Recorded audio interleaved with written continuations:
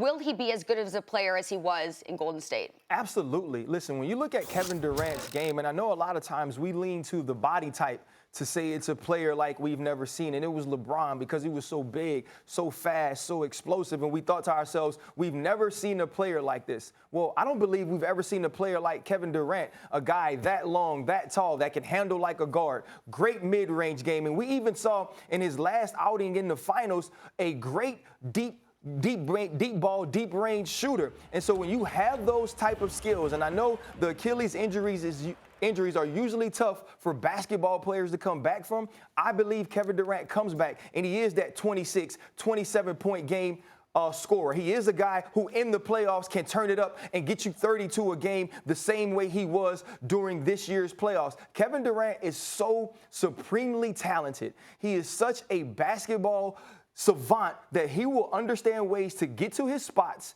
and score buckets. He's a guy who you can't contest because of the length, a guy who you can't stop because of the handle, and Kevin Durant will be the same type of offensive player as we've seen throughout his career. I'm going to respond to that, then I have a point to make. First of all, even before I do that, what he said, the way he said it, when he said, you know who I am, everyone who's paying attention is like, whoa, look out. Something just changed about the way, we saw him. He was 18, 19 when we first saw him. He was a kid. Mm-hmm. And we've seen him grow into a man in front of our eyes. And this happens publicly for NBA superstars because they usually come out after a year of college at most. So there were growing pains and burner accounts and all these kind of things. And when he said that, it's like, oh, and when he said that, well, that's the way you handle it. Mm-hmm. That's taking accountability.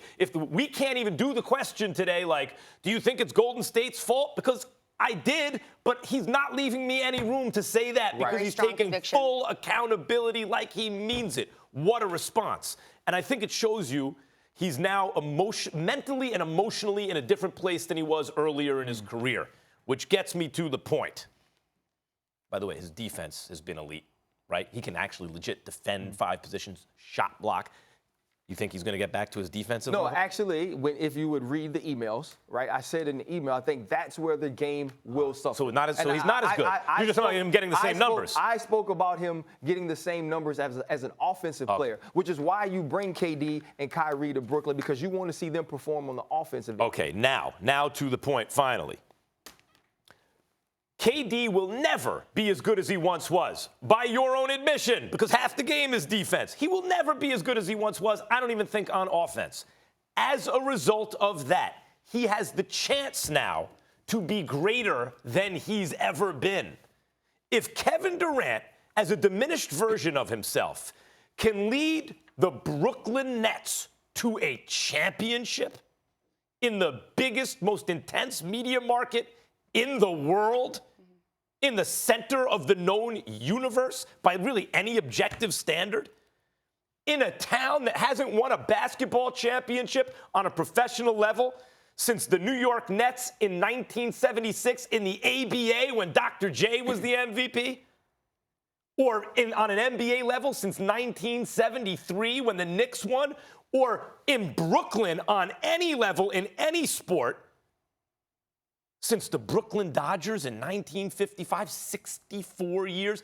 If Kevin Durant can do that, Max, but he will enter the conversation as, when you talk about Jordan, well, who else? He will truly enter that conversation. Max, to me, that's what this decision was about before the injury, right? Because everyone always looked at what he did at Golden State with an asterisk. It was always, you went to a team that won 73 games and also put you out of the playoffs when you were up 3-1. You joined a super team. He was considered the ultimate luxury. So this move was about making that happen anyway. This move was about being seen differently, being the reason a team got to a certain point and not just being a part of it. So I think that goes without the diminished talent, or if he's diminished as an athlete. I'll tell you why it doesn't. I'll tell you why.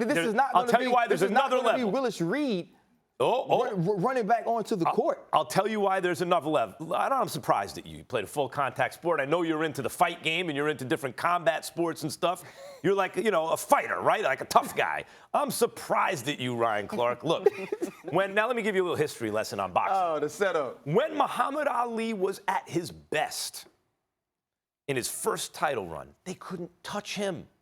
So the knock on him was, yeah, he's fast, he's great, he's really, really, really good. But how great is he? Could he have survived in wars with the former greats? They take him to the 14th, 15th round, and they're beating on his body. How's he going to respond then? Well, he couldn't really show that in the first go-round. He was too much better than everyone. Then there was a 3.5-year layoff forced by the government for refusing induction into the Army for the Vietnam War. Mm-hmm. And then afterwards, when he comes out of, and eventually he wins a Supreme Court case, but even before that, he's reinstated. And now he's fighting in the toughest era ever for heavyweights. And he ain't as fast anymore. So now he has to fight Joe Frazier, and he can't dance the way he once did. And he loses that fight. But greatest war anyone's ever seen, fight of the century, gets off the deck in the 15th round. Now he's a 5-1 underdog against George Foreman. Takes all the shots, knocks him out, gets his jaw broken against Kenny Norton, goes the distance, beats him in a rematch. When he wasn't as good anymore, in other words, partly because he was diminished, he got to show you greatness you wouldn't have otherwise seen. Kevin Durant on the Warriors, one of the issues was he's got all these weapons around him. You got to play man-to-man on Kevin Durant, really. He's going to beat you. What does that really prove? So I'm not denying that leaving the Warriors would have proven something anyway. But when you see him in a diminished state, if he's still able to figure it out, without a super team, but listen, Kyrie Irving is a great player. Right. He's still got great players. If he's able to do that, is going to speak to his greatness in a different way. What will he be known as if he is able to go to Brooklyn as that diminished player and really do big things? He will have an argument after Jordan for the greatest player who ever lived. Wow. Thanks for watching ESPN on YouTube. For more sports highlights and analysis, be sure to download the ESPN app. And for live streaming sports and premium content, subscribe to ESPN+.